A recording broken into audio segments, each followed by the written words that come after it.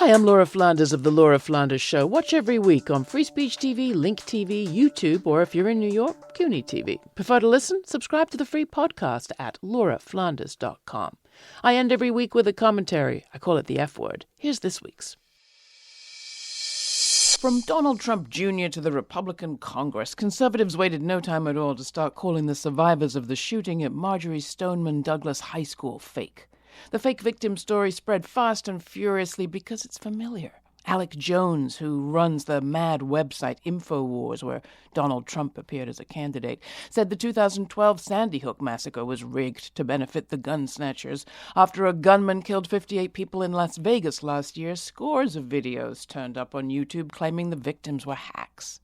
The more the Parkland students spoke, the more the right said they were getting secret, shady help from the leaders of the Women's March, from Democratic donor George Soros.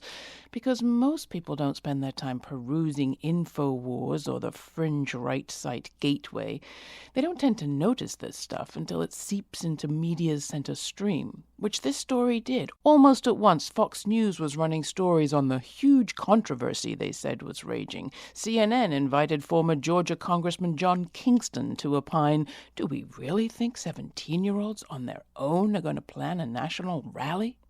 Kingston was rebuked. At least one person's lost their job, but that's not the point. The smear's the thing, and it doesn't take a Russian. Years before anyone heard of Russian bots riling up Americans for profit, Americans were doing it for themselves. We've seen smear tactics used against everything from desegregation to single-payer health care since the founding of the Republic. Why was Emmett Till killed? He was smeared. Remember the nefarious gay agenda? The phony feminist hoax? Emmett Till was dead before he was exonerated of assault on a white woman.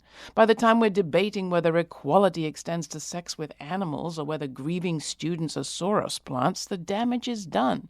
Honest people are doubted, precious airtime's eaten up. Lies spread further, faster today, thanks to social media. Maybe, too, they can more quickly be stopped. The Parkland survivor smear was caught inside a couple of news cycles. Could the response to this massacre be a turning point, not just for weapons of war, but words of war, too?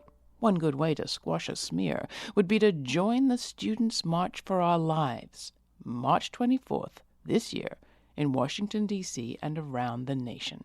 Show that a smear won't stick. Find out more at marchforourlives.com.